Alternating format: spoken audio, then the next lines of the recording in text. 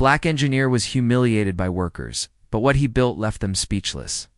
When Marcus Daniels stepped onto the construction site, he wasn't just carrying blueprints, he was carrying a legacy. But before he could speak, a worker sneered. "We don't take orders from no black supervisor." Others laughed, called him a diversity hire, and dared him to get his hands dirty. What they didn't know was he'd built bridges in war zones in cities they couldn't spell. 30 days later, what Marcus built didn't just leave them speechless, silenced every stereotype they ever believed in. Please support us by subscribe, like, and share for more with activating the notification bell. Thank you, Marcus Daniels. Stepped onto the construction site like he belonged, because he did. Degrees from MIT, internships at the top firms in Chicago and Atlanta. And 3 years managing complex engineering projects overseas had led him here. A $35 million EcoSmart Bridge project in rural Alabama. But the moment he arrived at the site, everything felt off. A group of rugged workers, most of them older, white and sunburned from long hours in the southern sun, paused their chatter and stared. One man. The crew foreman smirked. "You lost, boy." Marcus stayed calm. "No, sir. I'm the lead structural engineer for this project." Laughter erupted. A young worker even spit his tobacco near Marcus's shoe. They couldn't wrap their heads around it. A black man with authority? In their world? "Bet you've never held a shovel," one sneered. "I've held blueprints that told shovels where to dig," Marcus replied coolly. But the jeering didn't stop. His directives were mocked, his calculations questioned. Workers accidentally ignored his instructions, messed up deliveries, and whispered behind his back. One even wrote "affirmative action genius" on the porta-potty door. Still, Marcus came every day. Pressed shirt, boots spotless, notes prepared. He wasn't just building a bridge, was building something bigger, something they wouldn't see coming. The bridge was no ordinary project. It was a next-gen smart bridge integrating solar panels, self-healing concrete. It's an AI-powered traffic load sensors model that could save millions in infrastructure spending. The problem? The workers didn't understand any of it. They didn't want to. They saw Marcus's digital simulations and thought it was science fiction. They called his design books "Mart nonsense." And when he asked them to use a laser system, one scoffed. "We've been eyeballing this for 30 years, son." Marcus tried to hold meetings, to walk them through the why behind every bolt and brace. Ooh. But Hank would shrug. Boys just nod and smile. Still, Marcus pushed forward. He used his lunch breaks to recalibrate equipment they'd sabotaged. He stayed late to triple-check their work. And when a key support beam was wrongly installed, and the entire schedule was at risk, Marcus did the calculations himself, overnight and came up with a brilliant redesign that saved $200. Oh, it wasn't enough to win their respect.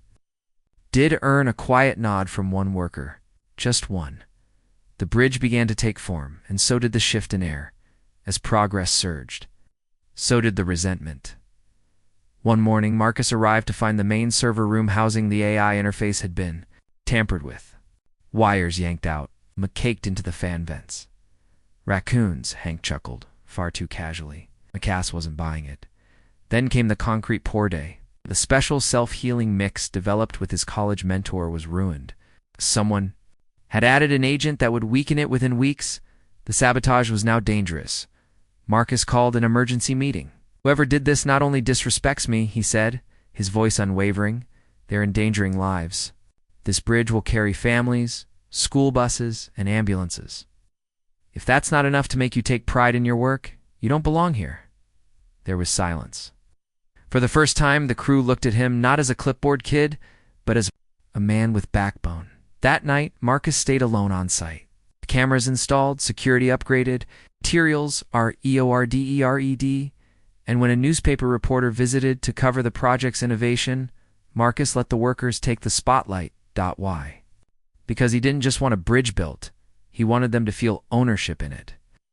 2.32 days later, under a cloudless sky, the bridge was unveiled.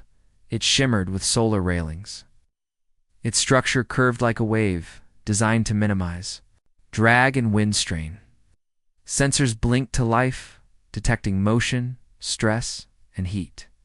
The town's mayor was speechless. Reporters flew in. Even a senator showed up. But it was when Marcus walked across the bridge with his laptop, showed the crew how the load sensors redirected stress in real-time and pulled up the weather dashboard, connected to NASA's climate feed that mouths hung open. The workers stood on the bridge. They had helped build something light years beyond what they'd ever worked on. Now they believed. A young worker approached him, hat in hand. "Sir, I misjudged you." All did. Another one, red-faced, muttered, "Didn't think someone like you could, you know." Marcus didn't let him finish, just smiled. "It's okay. The bridge speaks for itself." Even Hank the foreman walked over and said, "You built more than a bridge, Daniels? You built us into something better." 6 months later, the bridge became a national model. Universities studied it. 3 cities requested Marcus's consult for similar projects. But the story didn't end there. One morning, a group of workers arrived at a local community college. They wanted to take night classes in engineering. When asked what inspired them, one replied, "We watched a black engineer do the impossible even when we laughed in his face." And Marcus, he wasn't done either. He started a foundation, Bridges Beyond Steel, offering scholarships to minority students in STEM fields and jobs for formerly incarcerated men. In an interview, Marcus said something that went viral.